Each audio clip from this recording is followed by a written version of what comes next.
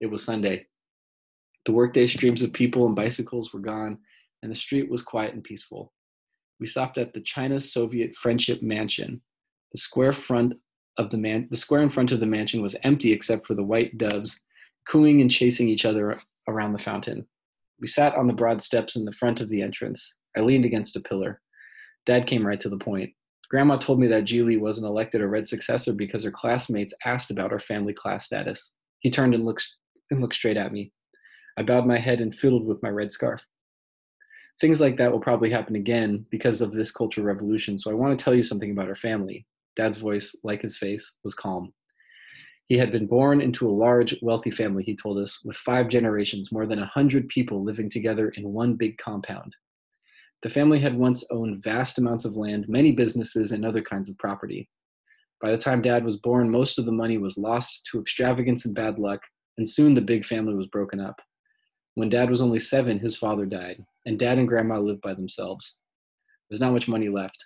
Dad went to St. John's University in Shanghai on a scholarship, and he tutored some private students to make money, but even so, Grandma had to sell some of her jewelry to pay for their daily expenses. When Dad graduated from St. John's in 1949, the Communist Party had just liberated China from Chiang Kai-shek's rule, and Dad was appointed a vice principal of a primary school. This is the true family background, Dad said. I'm not a rightist. That anyone who says I am can go to my work unit and confirm it. As for your grandpa, he was a businessman and a landlord. Dad, Ji Young asked suddenly, did Grandpa whip the farmers if they couldn't pay their rent? Or make their daughters be his maids? Ji Young added. Dad looked into their horrified eyes and slowly shook his head. Grandpa lived in Shanghai all his life and was never in charge of finances. He was already sick when he married Grandma, and he was bedridden until he died 8 years later. Of course, I'm not saying that he wasn't guilty. All landlords exploit, and that is certainly a crime. Why did Grandpa want to exploit people? I interrupted. I just had to know. Dad looked at me and did not answer. After a moment's silence, he took all of us in his arms and said, now listen, I want you to know this. Whether or not your grandpa was a landlord or an exploiter, it isn't your responsibility. Even I don't have a clear memory of him, so it doesn't have to matter to you at all. You can still hold your heads up. Understand? But it's still true that because of him, I can't be a Red successor. Yes, your classmates may talk, and our neighbors may talk. We can't help that. You may not be able to join the Red successors. We can't do anything about that either. But you don't have to be ashamed because it isn't your fault. You didn't do anything wrong. Do you see that? Looking at Dad's tender eyes, I felt a little better.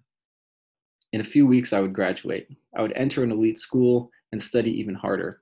Maybe I had a bad class status, but I would have good grades. No one could take those away from me. It's not my fault, I repeated to myself. It's not my fault. The 10 Red successors were elected, Du Hai and Yin Lan Lan among them. Immediately after the election, the two of them strutted around with their red armbands prominently displayed, giving orders to the rest of the class. Du Hai squinted more than ever to show that he should be taken seriously. Yin Lan Lan rushed everywhere with her head up and her chest thrust out proudly. Yang Fan was elected too, and now she echoed everything Du Hai and Yin Lan Lan said. Yu Jian was also part of the group, though his class background was not red, but he seemed uncomfortable following Du Hai and Yin Lan Lan. I became more quiet and pretended to have no interest at all in their activities. One afternoon, after class, I was hurrying to erase the blackboard. Come on, Popper, I called to my partner, Deng Yi Yi. It was our turn to be classroom assistants. We'll be late getting the tools for the handicrafts. Hey, don't call people by nicknames, someone barked. I turned around. Yang Fan was standing in the doorway right behind me. Oh, I'm sorry, I forgot. I promise I'll never call you that again, I told Deng Yi Yi with an apologetic smile. Yang Fan gave a haughty sneer but seemed content with my response. It isn't simply a matter of calling people by nicknames. It's a matter of It's a matter of your looking down on working class people, Yin Lan Lan and 2 other Red successors appeared in the doorway behind Yang Fan, all wearing stern expressions. The classroom was suddenly dead quiet.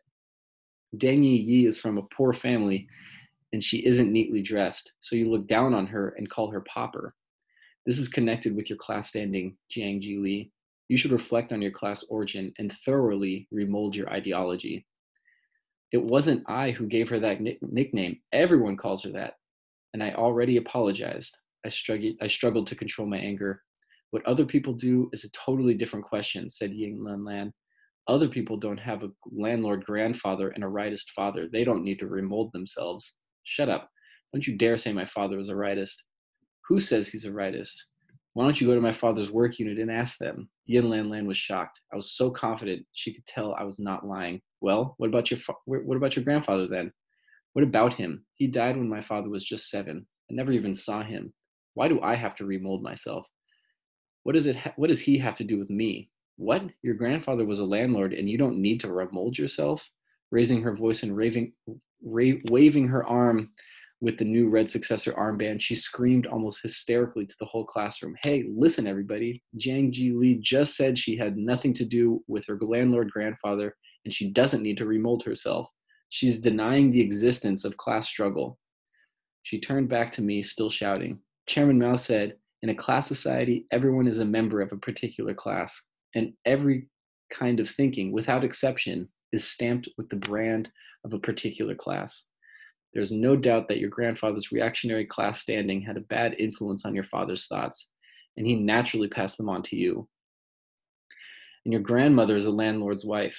She tells everyone how much she loves you, and she must have a bad influence on you too. And you say you don't need to remold yourself? A large crowd was watching from the doorway. I opened my mouth, but no words would come out.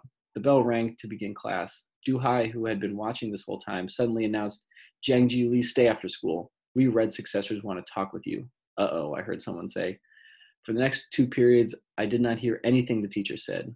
The terrible words landlord and class standing, Yin Lan Lan's cold face, Du Hai's sly, squinty eyes spun in my mind.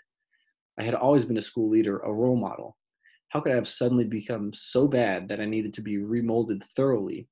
I had never even met my grandfather. My head ached, and I pressed my fingers hard on my temples. I walked into the gym. Yu Jian stood by the parallel bars, discussing something with Yang Fan and Yin Lan Lan, who were sitting on the balance beam. Du Hai was beside them, bending over and writing something. Several other red successors leaned over his shoulder. When they saw me, they all stopped. Everyone looked at me seriously, but hesitantly, as if they did not know how to start. Jiang Ji Li, said Du Hai at last, in long, drawn-out tones, the purpose of our talk today is to point out your problems. He tilted his head slightly, trying to seem very experienced. I suddenly remembered one day when he had to stand in front of the classroom. He was being punished for tying a piece of paper to a cat's tail and setting it on fire. Your problems are very serious, you know. For instance, he looked at the paper in his hand. You and your grandmother often take a pedicab, which reveals your extravagant bourgeois lifestyle. And your family has a housekeeper. That's definitely exploitation, and you never do any housework. Yes, we sometimes take a pedicab instead of a bus, but only when someone is sick and has to see the doctor. Timidly, I tried to explain. And I've had several talks with my mother about Song Popo, but she said that Song Popo doesn't have any other job, so she needs to work with us. Shut up. Yin Lan Lan cut me off with a ruthless wave of her hand. Today, we are going to talk to you, not the other way around. Nobody asked you to talk, so just listen, understand? I went numb. I stared at her, unable to hear another word. Was this the person I knew? I had helped Yin Lan Lan with her math 3 times a week for years, explaining each problem to her over and over until she got it right. And Yang Fan. My friends and I had carried her on our backs to and from school for 3 months when she had broken her leg 2 years ago. And all of them. What had I ever done to them? Why were they suddenly treating me like an enemy? One after another, they continued to criticize me. I stared at their moving lips, understanding nothing. Was it my fault that my family was a little better off than theirs? Many a time I wished that my parents were workers in a textile mill and that we were poor. I had always begged Mom to let me wear patched pants. I had insisted on washing my own clothes even though we had a housekeeper. When my class did collective labor every week, I always volunteered for the heaviest jobs. Hadn't Du Hai and Yin Lan Lan ever noticed that? Suddenly I wished that I had been born into a different family. I hated Grandpa for being a landlord.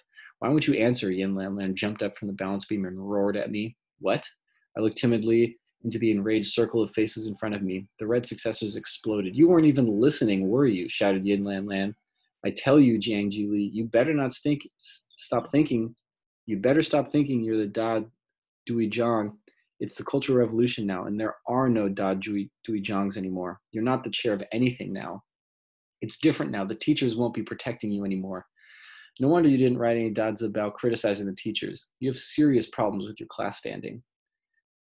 Your grandfather was a big landlord, and you'd better watch out. We won't put up with any of your landlord tricks. It was so unfair. I was being punished for something I had not done. No tears, not now, I told myself, but I could not hold them back. I started to cry. The Red successors did not know what to do. They looked at one another and did not say anything. After a minute, Duhai said in a softer voice, "You can go home now. We'll talk later. You'd better think seriously about your problems." I walked out of the gym, my mind made up. We were going to graduate in a few weeks, and I would never speak another word to any of them. Alone in the corner of the school, I saw a little wildflower. She had 6 delicate petals, each as big as the nail of my little finger. They were white at the center and shaded blue at the edges. She was as lonely as I was. I did not know her name. Softly, I stroked her petals, thinking that I would take care of her as I wished someone would take care of me.